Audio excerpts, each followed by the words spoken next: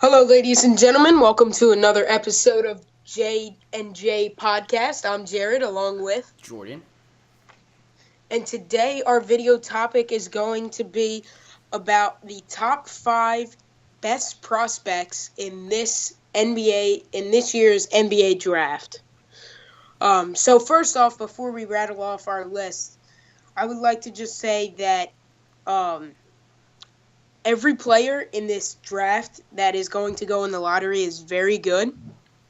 And I think both of our lists are based off upon who's going to have the most impact on their team, not necessarily the player that's going to the best team that's going to win the most. No. So,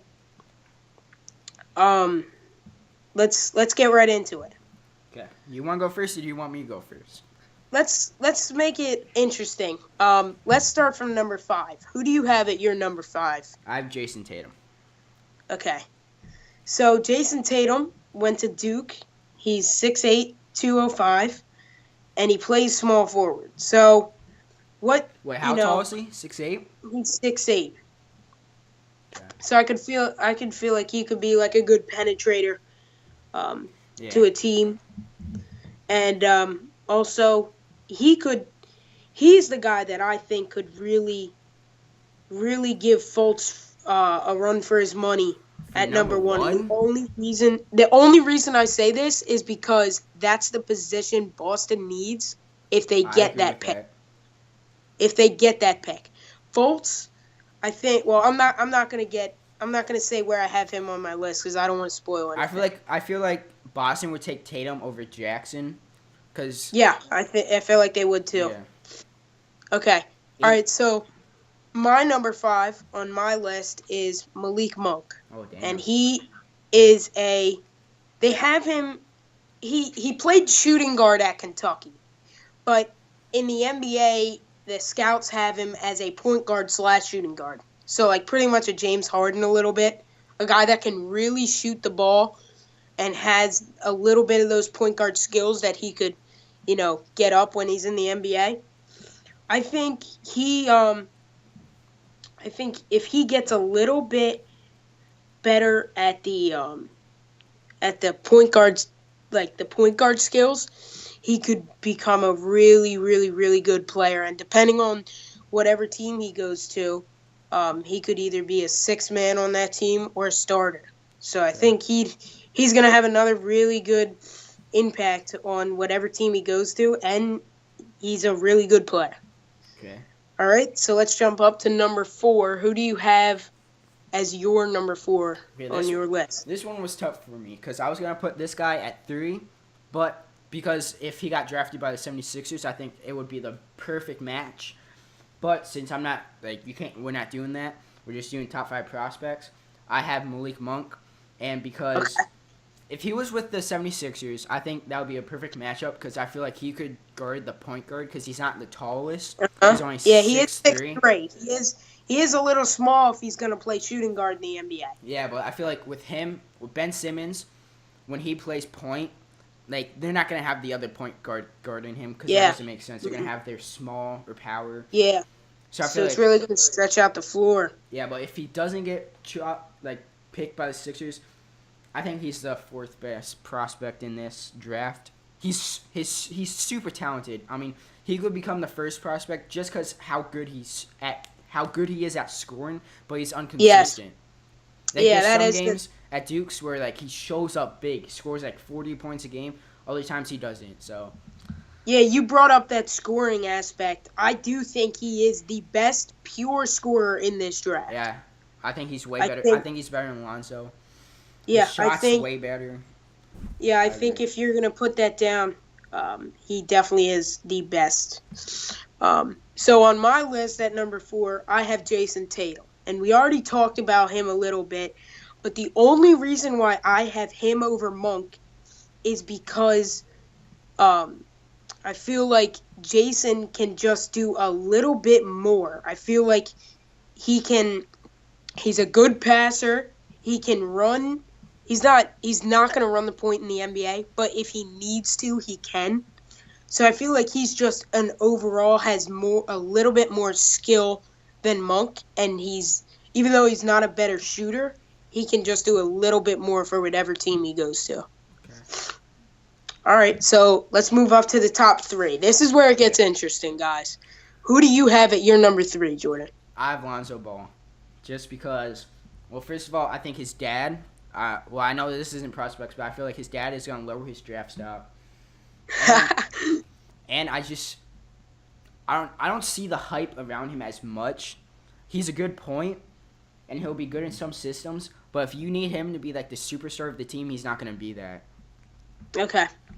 So I also do have Lonzo Okay. on my number 3.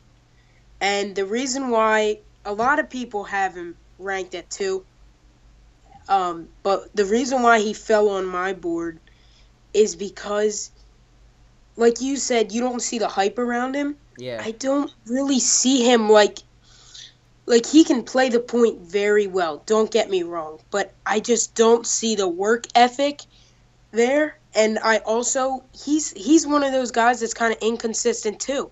Like if you watched any of his games in college, when he played Kentucky the first time before the NCAA tournament, he got locked up.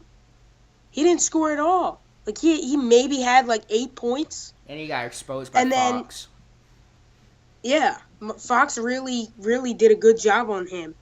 And then there's other games that you look at where he plays maybe not the caliber of a team like Kentucky, but he plays another good team like Arizona, and he goes off for like 30. So I feel like he's one of those other inconsistent guys, but I do think he definitely is a top 3 player. Prospect in this draft. So you got to give him that. I don't think he's definitely. I feel like Malik Monk could be a better prospect, but it's just that inconsistency. Yeah. All right, so let's move up to number 2. Who do you have at your number 2? I have Josh Jackson. He's dominant in the post, but he's not the best shooter. So. Okay. So I also have Jackson, and he's actually rose the most, I think, out of a lot of guys on this board. He didn't actually declare until later than most freshmen did, at least. The reason why he's so highly ranked, I think, is because he's a decent scorer, even though he doesn't have that great shooting ability. He's like you said, he's very good in the post, and he's a good finisher. Uh-huh. Now, I think the one flaw that he may see in the NBA is adjusting that shot. Yeah, that's an ugly shot. Yeah, it is, especially Lonzo, too. I don't know if Lonzo's going to change his shot up a bit, but that's one thing that a lot of teams try to do is fix players' shots. But I feel like Jackson, there's a slim chance he might go number 1 to the Celtics if they do want a small forward over whoever between who they want in Fultz or Ball, if they want a point guard or not.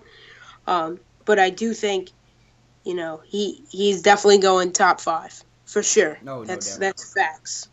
That's facts that he's going top 5. And I think that both of us have the same number 1. Do you have Markelle Fultz? I do. I feel like So Markelle Fultz is like the point guard everyone is looking for. He's like the Westbrook now. He's so dominant. He's so explosive. Like when you watch his highlights, his movement is so smooth. I love watching him, and he has a good shot. Like he shoots, I don't know what percent from 3, but he shoots good percent from 3, and he just gets buckets. I think there's no doubt he's the number 1 pick in the draft. Another thing that I really like about him is his attitude. His attitude is great. Yeah. There was an interview that he did about Rookie of the Year. Him and Lonzo Ball have beef, and that's because Lonzo thinks he's better than him.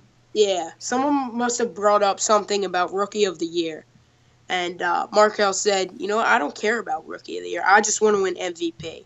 And that's an attitude that a lot of players in this draft, don't have. Like, a lot of guys are just going to settle for what they have. And I think Fultz, and there's other guys on the list, but he just is so ambitious to get to the NBA. And strive to be great. And I'm a Sixers fan, and I really, really, really hope he falls to the Sixers. But I think wherever team he's going to go, he's going to have the most impact on that team, and that's why he's my number one. He's gonna. That's shine. why. Yeah.